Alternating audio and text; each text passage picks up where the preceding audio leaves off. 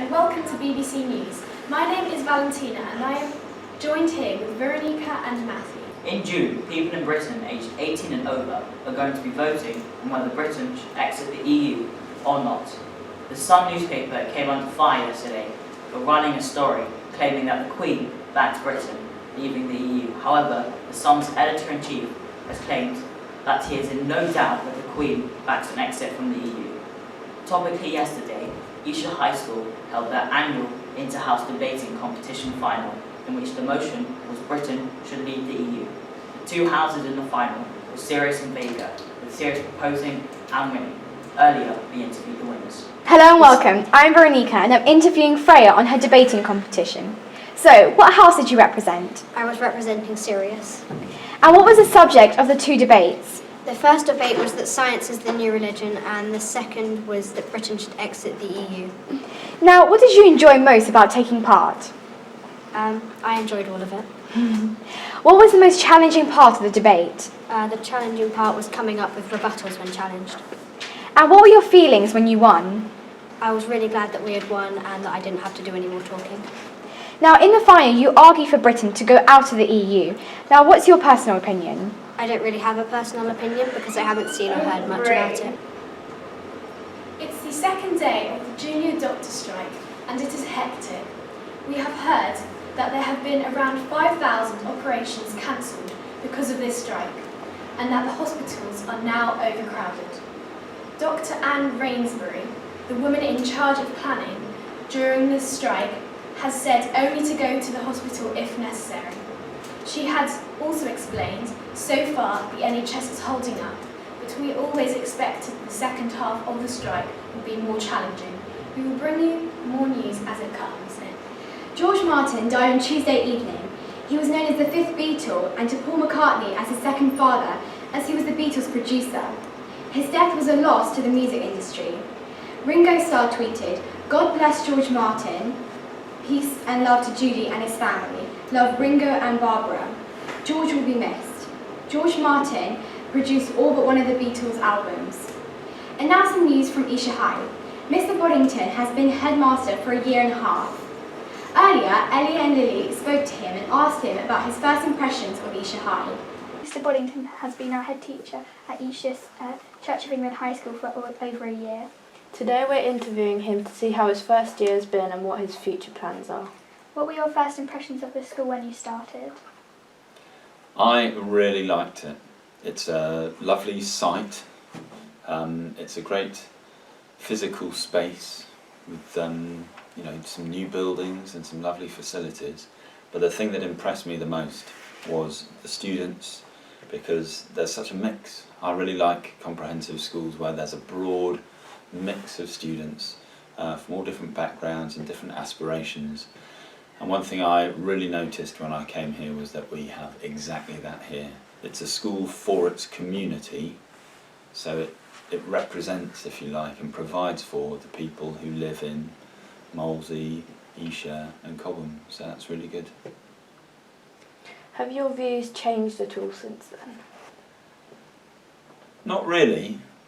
If anything, I've grown to enjoy the place even more and think even more highly of the students that I work with. I think we've got an amazing group of staff that work so hard and bring great things out of our young people. And when you first arrive at a school, you have a view of people that is obviously based on only just meeting them. And what I've enjoyed is actually getting to know, yes, the students, but also the teachers and all the other staff in the school deeper, and getting to work with them, because I think they do such an amazing job for the young people that are here.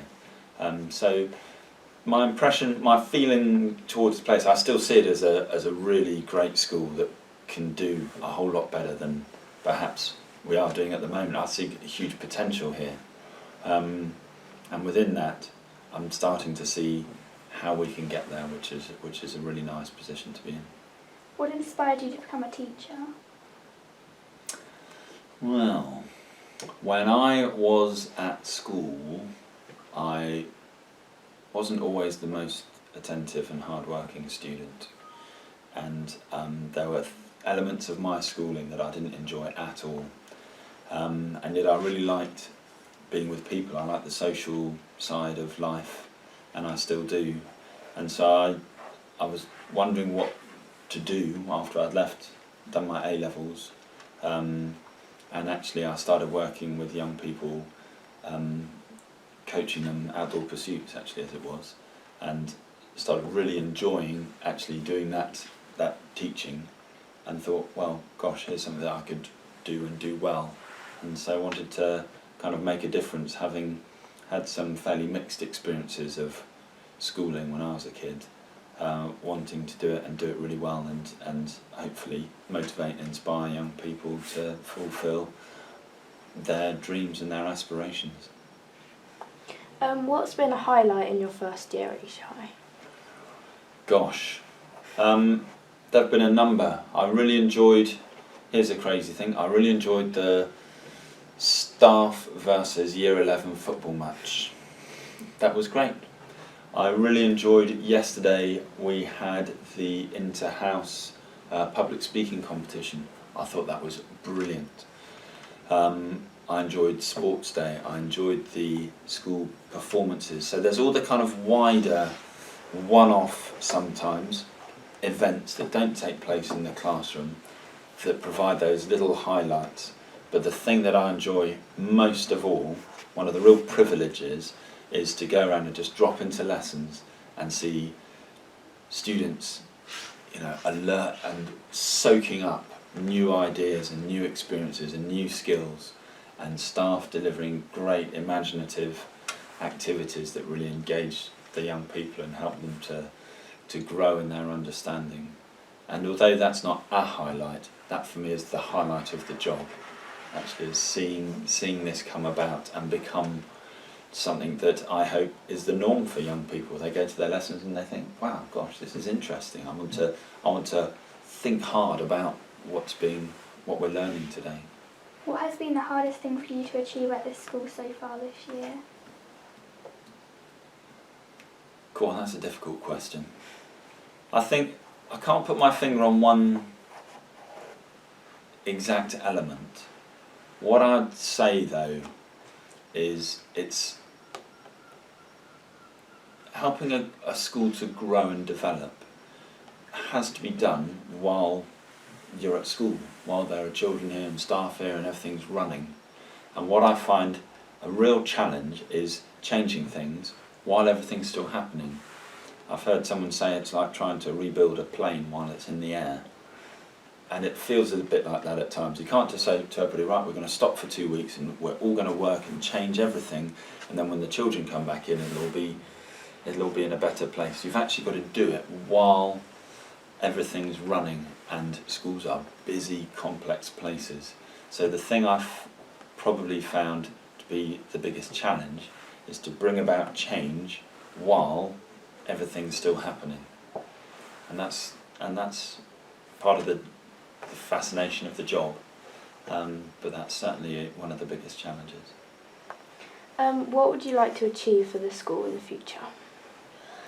My aspiration for the school is that every young person who comes here, whatever their background, whatever their experience, whatever their ambition, comes here, has a brilliant time while they're here, and is able to leave here with great qualifications that will open the doors for them, whatever they want to do, both as they leave but also 5 years down the road.